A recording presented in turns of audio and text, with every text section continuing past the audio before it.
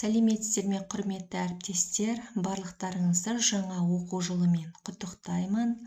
Білім күніне арналған алғашқы презентациямыз дайын болды. Тақырыбы Қазақстан Республикасының Конституциясы, адал азамат, зерделі ұлт және жауапты қоғам қалыптастырудың негізі. Топқа бөлу, ұйымдастырушылық кезеңін бастап аласыздар. Сабақ бастамас бұрын шаттық шеңбер ұйымдастыруға болады. Енді осы сілтеме арқылы интеллект жылы болғандықтан осы роботтарды алдық топқа бөлуге. Оқушылар келіп, осы роботтардың үстінен басу арқылы өз топтарына отырады. Тақтаға келіп, қолмен баса береді. Бұл жаңағы PowerPoint-та жасалмаған, PowerPoint-та білесіздер, бізде бір оқушы дұрыс баспай қалса, жаңағы анимациямыз шашылып кетеді. Ал бұл жи арқылы жасалғандықтан қорықпай, жаңағы кіші сынып болсын, өздері тақтаға шығып, осылай қолдарымен баса береді экранда. Енді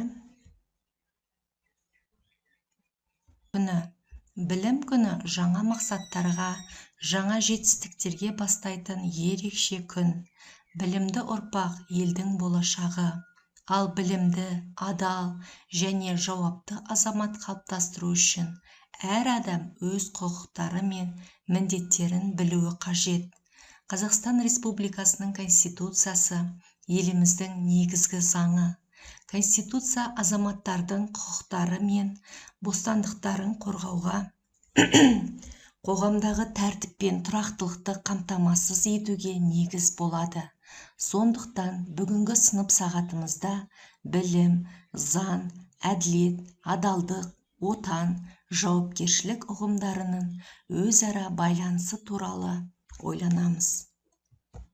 Мақсаты білім алушылардың білім, адал еңбек, заңға бағыну, заңды бұзбай орындау, қоршаған ортаға ұқыпты қарау және белсенді азаматтық ұстанымның маңыздылығын түсінуін қалыптастыру. Конституция азамат құқықтарының кепілі. Әр азаматтың құқығы мен бостандығы мемлекеттің басты құндылығы.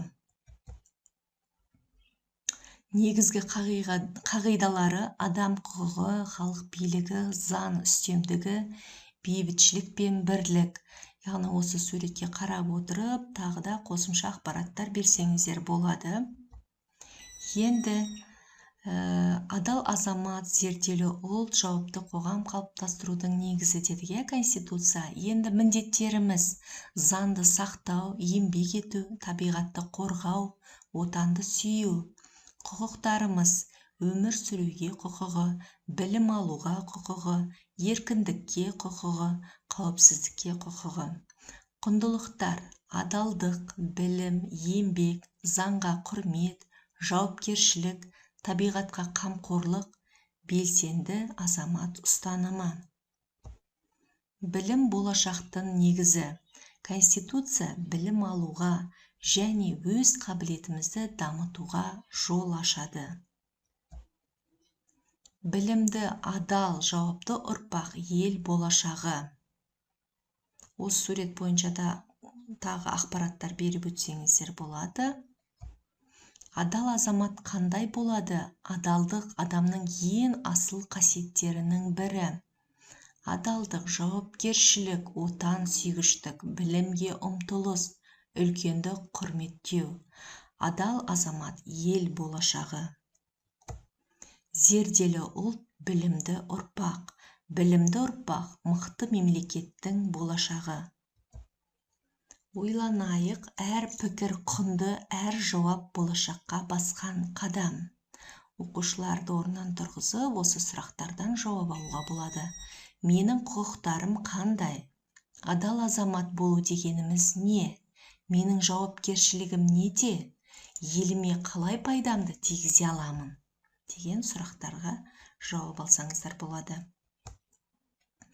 Енді Қазақстан мемлекеттік рәміздері Қазақстанның және рәміздеріміз елдігіміздің белгісі. Осы рәміздер туралы да толық ақпарат беріліп өтілсе болады, және де оқушылардан сұрақ жауап алсаңыздар болады. Авторлары кім деген сияқты бір еске түсіріп өту керек.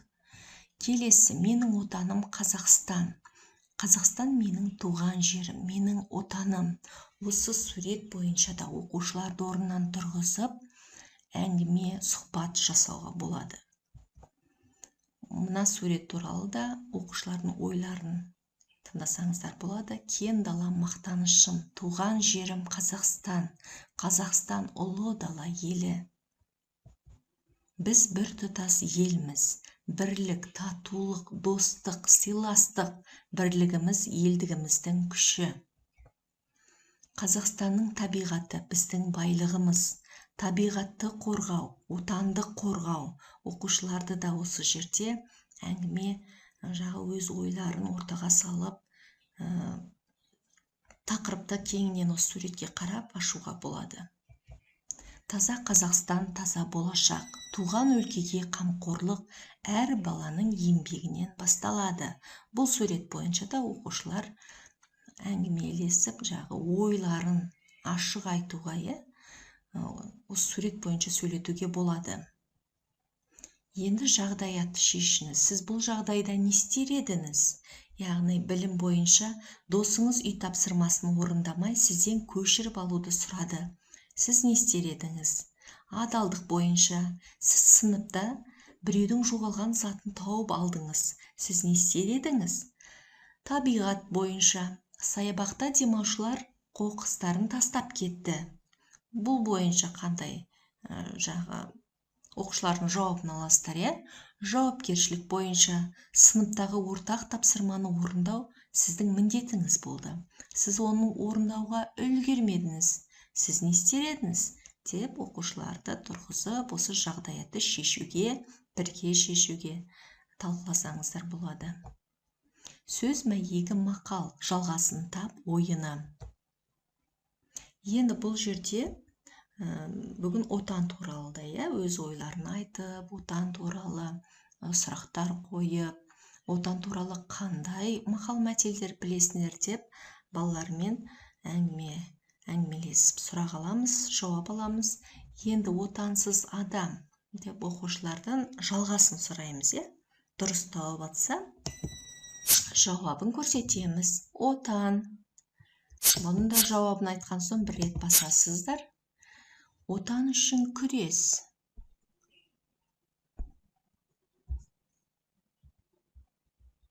Үстінен басқан кезде бұлай қол шығады, сол кезде бассаңыздар жауап шығады.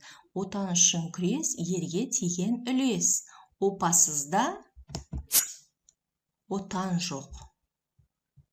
Отан, оттан да ыстық. Осы отан туралы әңгіме айтып, мақал мәтелдер сұраймыз. Келесі, білім күніне арналған викторина. Басасыздар. Конституция дамудың негізі. Енді осы сұрақтарды, Конституция айтылды, жоғарыда. Енді Қазақстан Республикасы Конституциясы қай жылы қабылданды? Конституция бойынша ең жоғары құндылық не? Азаматтардың басты міндетіне не жатады? Адал азамат ұғымы нені білдіреді? Заңға бағыну қоғамға не береді? Деп осы сұрақтарды оқушыларға қоясыздар. Келесі, стрелканы басып отырасыздар жоғарыдағы құқықтары мен міндеттерін бір еске түсіріп кетесіздер, жоғарыда айтылды. Енді адал азамат бойынша сұрақтар. Адал азаматқа тән басты қасиеттерге нелер жатады? Неліктен еңбекқорлық қоғам дамуында маңызды рөл атқарады? Азаматтық жауапкершілік дегенді қалай түсінесіңдер? Білім алу әрбір жас азаматтың міндеті ме, әлде құқығы ма? Әділетті қоғам құруда әр адамның үлесі қандай болуы тиіс? Осы сұрақтар бойынша сабақты жалғастырасыздар. Бекіту тапсырмалары бұл енді. Келесі, Бұл жерде енді кішігірім тест жүреді. Қазақстан Республикасының ең жоғары заңды күші бар негізгі құжаты қалай аталады? Ол әрине Қазақстан Республикасының Конституциясы. Енді дұрыс болса, осылай птичка болады. Қате жауап болса, қызыл шығады. Келесі, Қазақстан Республикасында орта білім алу әрбір азаматтың әрі құқығы, әрі міндеті. Шындық, бұл шындықты басасыздар. Дұрыс жауап бізде птичка шықты. Енді адал азаматқа тән негізгі қасиеттерді көрсетіңіз. Бұл бізде әділеттік, адалдық және жауапкершілік. Дұрыс. Келесі. Бұл жерде бос орынға мына сөздерді апарып оқушылар қояды. Бұл да экранда қолмен көрсетеді ғой. Қазақстан Республикасының Конституциясы деген үстінен басса өзі барады, Келесі, адал азамат. Адалдық үстінен басады, өзі барады орнына. Егер де дұрыс болмаса, X деп қызыл жанып, дұрыс емес деп береді. Ал дұрыс жауап берсе, жасыл птичка жанатын болады. Зерделі ұлт және жауапты қоғам қалыптастырудың негізі. Енді жіберуді басасыздар. Дұрыс, жасыл птичка жанды бізде. Келесі. Бұл жерде мемлекеттің дамуына негіз болатын құндылықтарды қисынды ретімен орналастырыңыз. Яғни, бірінші бізде білім, заң, одан кейін әділет, жауапкершілік. Көрейік енді дұрыс болса жасыл жанады, дұрыс емес болса қызыл. Дұрыс, бізде птичкалары жанды.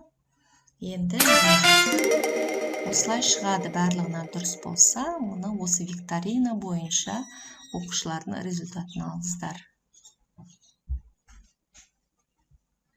Енді викторина аяқталды, құттықтаймыз. Сен Конституция және адал азамат болу жолындағы маңызды білімдерді меңгердің. Енді заңды құрметтеу мен білімге ұмтылудың жарқын болашаққа жетелейтінін жақсы білесің. Осымен викторина аяқталды. Енді асқабақ жинаймыз ойыны, яғни сабақтың соңына да келіп қалдық, сабақты. Осы бір сөз арқылы, мысалы, оқушылар орнынан шығады да, отан туралы, отан туралы өзінің қысқаша ойын айтып өтеді. Осы отан деген үстінен бассаңыз, біздің астығымызды жинап отырады. Мектеп дейсіз, оқушы орнынан тұрап айтады сөзін, тақтаға келіп үстінен басады мектептің, асқабағымыз жинауға көмектесеміз. Дос туралы, еңбек, адал, яғни адал азамат туралы өзінің. Білім, патриот. Осылай сабақты аяқтайсыздар. Енді сабақтың соңы бағдаршам әдісі арқылы кері байланыс. Бұл жерде оқушылар тақтаға шығып, түсіндім, сәл түсініксіз, түсінбедім. Осы бағдаршамның кнопкаларын басып отырады ғой, жасылды басса, бізде жасыл жанады. Сарыны басса, сары жанады. Қызылды басса, қызыл бағдаршамыз жанып отырады, Осылар оқушылардың мына цифры шығып отырады бұл жерден. Қанша оқушы қайсысын басты деген сияқты. Енді бұл жерде бұл сынып сағатында енді кері байланыс алып болған соң қорытынды, білім күні тек оқу жылының басталуы емес, жаңа мақсаттарға қадам басатын күн. Әрқайсымыз жақсы білім алып, заңды құрметтеп, адал еңбек етіп, өз міндетімізді жауапкершілікпен орындасақ, еліміздің дамуына үлес қоса аламыз. Білімді ұрпақ ел болашағы, адал азамат қоғам тірегі, заңға құрмет, әділетті қоғам негізі. Ұран, білім, заң, әділет, адалдық, отан, жауапкершілік. Білім күні құтты болсын, жаңа оқу жылы жарқын жетістіктерге толы болсын. деп сабақты аяқтайсыздар. Енді бұл презентацияда сіздерге слайд презентациясы беріледі, қымыжы беріледі және де көрнекіліктер беріледі. Енді бұл жердің басты бір ғана сабаққа ғана алмайсыздар. Бұл жерде бізде бағана көрдіңіздер, иә, топқа бөлу әдісінде робот, ол жи арқылы жасалынған. Ол мысалы кез келген сабағыңызға алып қолдана бересіз. Ол жаңағыдай презентация емес, қорықпайсыз, сілтеме арқылы кез келген сабақта қолданасыз. Және кері байланыс соңында көрсетілді, бағдаршам әдісі. Ол бағдаршам әдісі де жи арқылы жасалынды. Оған интернеттің де қажет жоқ негізі. Бір жүктеп аласыздар кез келген сабаққа. Мысалы сабағыңызға қатысып қала ма біреу, сіздің уже топқа бөлумен уже жағы сабақтың соңында кері байланыс, сізде екі платформаңыз жи да бар, ішінде платформа арқылы жасалған дайын болады да, сабағыңызда міне мен пайдаландым деп айта аласыз. Яғни кез келген күнделікті сабағыңызға осы топқа бөлу мен кері байланысты қолдана бересіз. Және де ортада бізде асқабақ жинау, сабақты бекітуге, ол жерде сөздерін ауыстырып кез келген сабаққа қолдансаңыз болады. Енді келесі бізде тағы мақал мәтелдер. Ол мақал мәтелдерде кез келген сабақ, сынып сағаты болсын, басқа сабақ болсын, қатысты тақырыптарда мақалдың жалғасын тап деп сөзін ауыстырып қолдана беруге болады. Яғни осы сіздерге презентация ұнаса, WhatsApp-қа шығасыздар, жаңағы видеоның астында телефон номер көрсетілетін болады.